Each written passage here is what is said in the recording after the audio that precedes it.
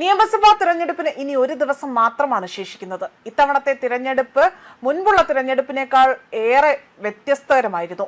തിരഞ്ഞെടുപ്പിൽ എനിക്ക് തോന്നുന്നു ചരിത്രത്തിൽ തന്നെ ഏറ്റവും കുറവ് സമയത്തിനുള്ളിൽ ഒരു ഇലക്ഷൻ പ്രഖ്യാപിക്കുകയും അതിന് പ്രചരണത്തിന് പോലും ചുക്കാൻ പിടിക്കേണ്ടി വരുന്ന ഒരവസ്ഥയിലേക്കായിരുന്നു, അല്ലെങ്കിൽ ആ ഒരു വഴിയിലൂടെയാണ് മൂന്ന് മുന്നണികളടക്കം കടന്നുപോയത്. മാത്രമല്ല ഒരു പ്രചരണത്തിന് വലിയൊരു സമയം കിട്ടിയില്ല എന്നതും വാസ്തവമാണ്. എന്നാൽ ആരോപണങ്ങളും പ്രത്യാരോപണങ്ങളും കൊണ്ട് നിറഞ്ഞ ഒരു തിരഞ്ഞെടുപ്പ് കാലമാണ് കടന്നുപോയിരിക്കുന്നത്. മുഖ്യമന്ത്രി ആരാകുമെന്നതിനെ ചൊല്ലിയുള്ള തർക്കങ്ങൾ മുതൽ വർഗീയത പറഞ്ഞുള്ള രാഷ്ട്രീയം വരെ ഇതിൽ കാണാൻ സാധിച്ചു. എന്തു തന്നെ ആയാലും എല്ലാ കാലവും മത്സരം അതായത് പ്രത്യക്ഷത്തിൽ മത്സരം ഇടതും വലതും തമ്മിലാണ് എങ്കിൽ ഇത്തവണത്തെ ഒരു ഗതി മറ്റൊരു അതായത് ആ ദിശയിലേക്ക് വരുന്ന കാറ്റിന്റെ ഗതി മറ്റൊരു രീതിയിലാണ് ആഞ്ഞടിച്ചിരിക്കുന്നത്. എന്തെന്നാൽ ഇത്തവണ BJP ഒരു സ്ഥാനം, ഒരു ഇടം പിടിച്ചിരിക്കുകയാണ് എന്നതാണ്. ഇത്തവണ BJPക്ക് അവകാശപ്പെടാൻ 2 സീറ്റെങ്കിലും ലഭിക്കും എന്ന പ്രതീക്ഷയും ഇവിടെ വലിയ രീതിയിൽ വിലയിരുത്തലായി തന്നെ പുറത്തു വരികയാണ്. രാഷ്ട്രീയ നിരീക്ഷകരടക്കം ഈ ഒരു സൂചന പങ്കുവെക്കുന്നുണ്ട്. കേരളത്തിലെ സാമുദായിക നേതാക്കൾക്കും മേലധ്യക്ഷന്മാർക്കും എത്രത്തോളം വോട്ടർമാരിൽ സ്വാധീനമുണ്ടാക്കാൻ കഴിയുമെന്ന് ഇപ്പോഴും അറിയില്ല. പക്ഷേ ജാതി മത ചിന്തയും ഒരു ഫാക്ട് തന്നെയാണ് ഇവിടെ ഈ ഒരു തിരഞ്ഞെടുപ്പിൽ എടുത്തു പറയേണ്ടത്. അത് കഴിഞ്ഞിട്ടുള്ള പ്രബുദ്ധതയെ കേരളത്തിലും ഉള്ളൂ എന്നതാണ് യാഥാർത്ഥ്യം. ഈ വാക്കുകൾ പറഞ്ഞിരിക്കുന്നത് ഞാനല്ല.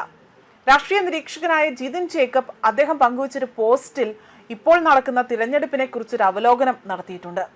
അദ്ദേഹം പറഞ്ഞ ചില കാര്യങ്ങൾ ഇങ്ങനെയാണ്. അദ്ദേഹത്തിന്റെ ഫേസ്ബുക്കിന്റെ പൂർണ്ണരൂപം ഒന്ന് വായിച്ചു നോക്കാം. ചിലത് പറയാതെ വയ്യ. എത്രയൊക്കെ ഇല്ല എന്ന് പറഞ്ഞാലും മതം കൂടാതെ ജാതി സമവാക്യങ്ങളും തിരഞ്ഞെടുപ്പിൽ വലിയ രീതിയിൽ സ്വാധീനം ചെയ്യും. അത് കഴിഞ്ഞിട്ടുള്ള പ്രബുദ്ധതയേ ഉള്ളൂ എന്നതാണ് യാഥാർത്ഥ്യം. BJPയുടെ അടിസ്ഥാന വോട്ടിൽ നിർണായകമാണ് നായർ സമുദായ വോട്ടുകൾ. 2 നായർ സമുദായ അംഗങ്ങളെയാണ് അടുത്ത മുഖ്യമന്ത്രിയായി കോൺഗ്രസ് അനൌദ്യോഗികമായി തന്നെ ഉയർത്തിക്കാട്ടുന്നത്. രമേശ് ചെന്നിത്തലയും VD സതീശനും. ഇത് തിരഞ്ഞെടുപ്പിൽ BJPക്ക് തിരിച്ചടിയാകും എന്നതാണ് എനിക്ക് തോന്നുന്നത്. BJPക്ക് കിട്ടിക്കൊണ്ടിരുന്ന നായർ വോട്ടുകളിൽ വലിയ കുറവുണ്ടാകാൻ സാധ്യതയുണ്ട്. അങ്ങനെ പറയുമ്പോൾ ഏകദേശം 10ഓളം മണ്ഡലങ്ങളിൽ BJPക്ക് വിജയ സാധ്യതയുണ്ട്. പറഞ്ഞു വരുന്നത് BJP വിജയിക്കാൻ സാധ്യതയുള്ള മണ്ഡലങ്ങളിൽ മാത്രമാകും വോട്ട് ഷെയർ കിട്ടുക. ആകെയുള്ള വോട്ട് ഷെയറിൽ കുറവ് വരാനാണ് സാധ്യതയും. ലോക്സഭാ തിരഞ്ഞെടുപ്പിൽ BJPക്ക് കിട്ടിയ ഈഴവ വോട്ടുകൾ പഞ്ചായത്ത് തിരഞ്ഞെടുപ്പിൽ കിട്ടിയില്ല എന്നതും ഓർക്കേണ്ടതുണ്ട്. വോട്ട് ഷെയർ അവിടെയും കുറഞ്ഞിരുന്നു. പക്ഷെ എത്ര വോട്ട് ഷെയർ എന്നതിലല്ല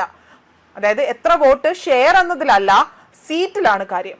ഇത്തവണ BJPക്ക് 2 മുതൽ കൂടുതൽ സീറ്റ് കിട്ടിയാൽ അങ്ങനെ ഒരു വലിയ മാറ്റത്തിന്റെ തുടക്കമായിരിക്കും. പണ്ടൊക്കെ BJPയുടെ പേര് തിരഞ്ഞെടുപ്പിൽ ചർച്ച പോലും ആകില്ലായിരുന്നു. അവിടെ നിന്നാണ് ഇപ്പോൾ ഏകദേശം 40ഓളം നിയമസഭാ മണ്ഡലങ്ങളിൽ നിർണായക ശക്തിയായി BJP വളർന്നു വന്നത്. ക്രോസ് വോട്ട് ചെയ്ത് BJPയെ തോൽപ്പിക്കാൻ പറ്റുന്ന അവസ്ഥയിൽ നിന്ന് BJP ഏറെ ദൂരം മുന്നോട്ട് പോയി കഴിഞ്ഞു. എത്ര മണ്ഡലങ്ങളിൽ ക്രോസ് വോട്ട് ചെയ്യാൻ സാധിക്കും? BJP അനുഭാവികൾ എല്ലാവരും വോട്ട് ചെയ്യുന്നുവെന്ന് ഉറപ്പാക്കുകയാണ് വേണ്ടത്. തിരഞ്ഞെടുപ്പ് സോഷ്യൽ മീഡിയയിൽ അല്ല എന്നത് ഓർക്കണം.